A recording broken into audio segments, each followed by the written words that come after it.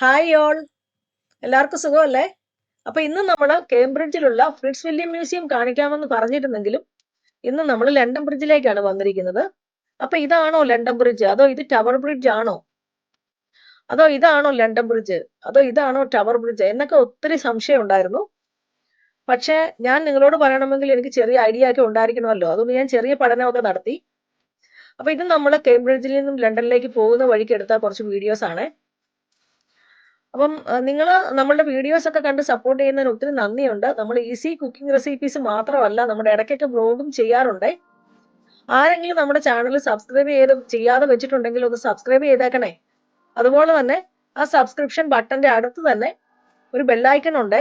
നമ്മൾ ഇടുന്ന വീഡിയോസ് എല്ലാം നിങ്ങൾക്ക് യഥാസമയങ്ങളിൽ കിട്ടണമെങ്കിൽ ആ ബെല്ലൈക്കൺ കൂടെ നിങ്ങളൊന്ന് പ്രസ് ചെയ്ത് വെച്ചേക്കണേ.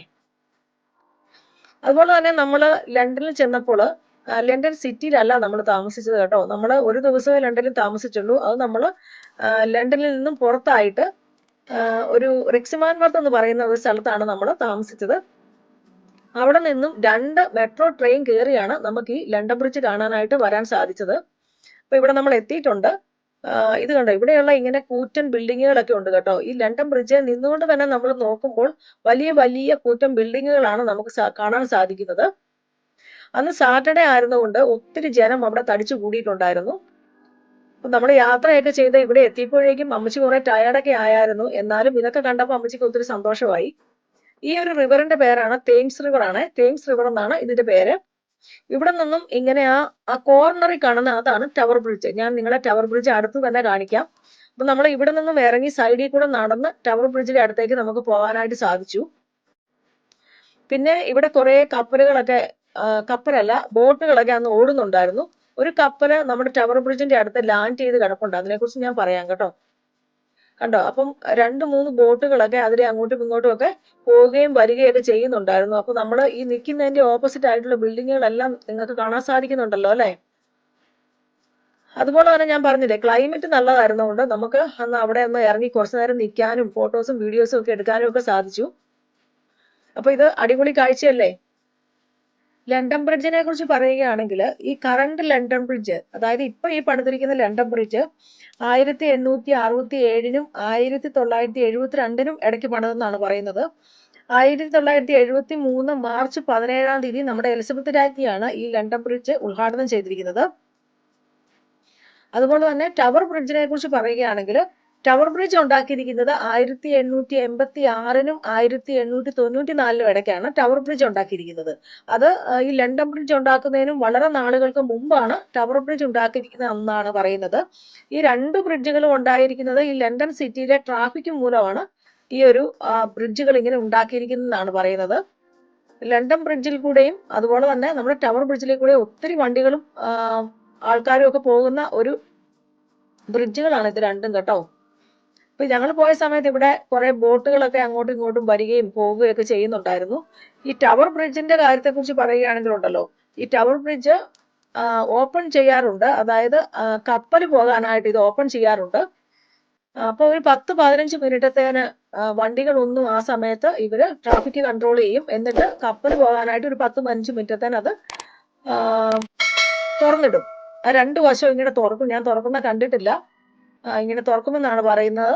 ഈ കപ്പല് പോകുന്ന സമയം എന്ന് പറയുന്നത് അതിന്റെ കപ്പലിന്റെ ടൈം അനുസരിച്ചാണ് ഇത് തുറക്കുന്നത്. അപ്പൊ ഞങ്ങൾ ചെന്ന സമയത്ത് അമ്മച്ചി കുറച്ച് ടയേർഡ് ആയിട്ടൊക്കെ കണ്ടെങ്കിലും അമ്മച്ചിക്ക് ഇതൊക്കെ കണ്ടപ്പോൾ നല്ല സന്തോഷമായിരുന്നു. അപ്പൊ ഇതാണ് ലണ്ടൻ ബ്രിഡ്ജ് കേട്ടോ. ഈ കാണുന്നതാണ് ലണ്ടൻ ബ്രിഡ്ജ്. മറ്റേ നമ്മൾ ആ ഓപ്പോസിറ്റ് സൈഡിൽ കണ്ടത് ടവർ ബ്രിഡ്ജ് ആണ്. ഈ ടവർ ബ്രിഡ്ജിന്റെ അടുത്തായിട്ട് ഒരു കപ്പൽ അവിടെ ലാൻഡ് ചെയ്തിട്ടുണ്ട് കേട്ടോ. ആ കപ്പലിന്റെ പേരാണ് HMS ബെൽഫാസ്റ്റ്. ആ കപ്പൽ ഞാൻ കാണിക്കാവേ. അപ്പൊ ആ ഒരു കപ്പലിനെ കുറിച്ച് പറയുകയാണെങ്കിലുണ്ടല്ലോ, ശരിക്കും പറഞ്ഞാല് ആ കപ്പല് നമ്മുടെ 2-ാം ലോകമഹായുദ്ധം നടന്ന സമയത്ത് 1939 മുതൽ 1945 വരെയുള്ള കാലത്താണ് സെക്കൻഡ് വേൾഡ് വാർ നടന്നത്. ആ ഒരു സമയത്ത് നേവി റോയലിന്റെയും ബ്രിട്ടന്റെ അലൈഡ് ഓപ്പറേഷൻസ് ഒക്കെ നടന്നിരുന്നത് ഈ ഒരു കപ്പലിൽ വെച്ചായിരുന്നു എന്നാണ് പറയുന്നത് കേട്ടോ. അപ്പൊ ഇപ്പൊ ആ കപ്പല് ഒരു മ്യൂസിയം ആക്കിയിരിക്കുകയാണ്. പക്ഷെ അവിടെ കയറാനും ഒക്കെ ഒരു പ്രത്യേക ടൈമാണ്. രാവിലെ 10 മുതൽ വൈകുന്നേരം 6 മണി വരെയോ 5 മണി വരെ എങ്ങാണ്ടാണ് എൻട്രി ഒക്കെ. അതുകൊണ്ട് നമുക്ക് ആ മ്യൂസിയത്തിനുള്ളിൽ നമുക്ക് കയറാനൊന്നും പറ്റിയില്ല, കാണാനൊന്നും സാധിച്ചില്ല. പക്ഷെ പുറത്തുനിന്ന് നമുക്ക് ഫോട്ടോ ഒക്കെ എടുക്കാനായിട്ട് സാധിച്ചു. ഈ കപ്പൽ ആ യുദ്ധസമയത്ത് ഒത്തിരി ഹെൽപ്പ് ചെയ്തിട്ടുണ്ടെന്നാണ് പറയുന്നത് പല കാര്യങ്ങളിലും. അപ്പോൾ തന്നെ ഈ ഷിപ്പ് ലോഞ്ച് ചെയ്തത് സെന്റ് പാട്രിക് ഡേയുടെ അന്ന് 1938 പറയുന്നത് ഷിപ്പ് ലോഞ്ച് ചെയ്തത്.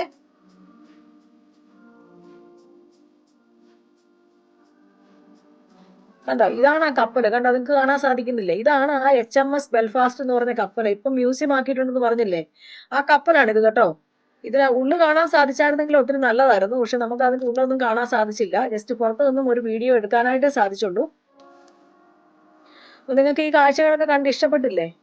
അപ്പൊ ഒരിക്കൽ കൂടെ നിങ്ങളെ ഒന്ന് ഓർപ്പിക്കുവാണ്, നിങ്ങളുടെ ചാനൽ ആരെങ്കിലും സബ്സ്ക്രൈബ് ചെയ്ത് വെക്കാത്തവരുണ്ടെങ്കിൽ ചാനൽ ഒന്ന് സബ്സ്ക്രൈബ് ചെയ്ത് വെക്കണേ. അപ്പൊ ഇവിടെ നിന്നുമാണ് ആക്ച്വലി നമ്മള് ബക്കിംഗ്ഹാം പാലസ് കാണാനായിട്ട് പിറ്റേ ദിവസം, അതായത് അന്ന് നമ്മൾ തിരിച്ച് ഹോട്ടലിലേക്ക് തന്നെ പോയി. പിറ്റേ ദിവസമായിരുന്നു നമ്മൾ ബക്കിംഗ്ഹാം പാലസ് കാണാനായിട്ട് പോയത്.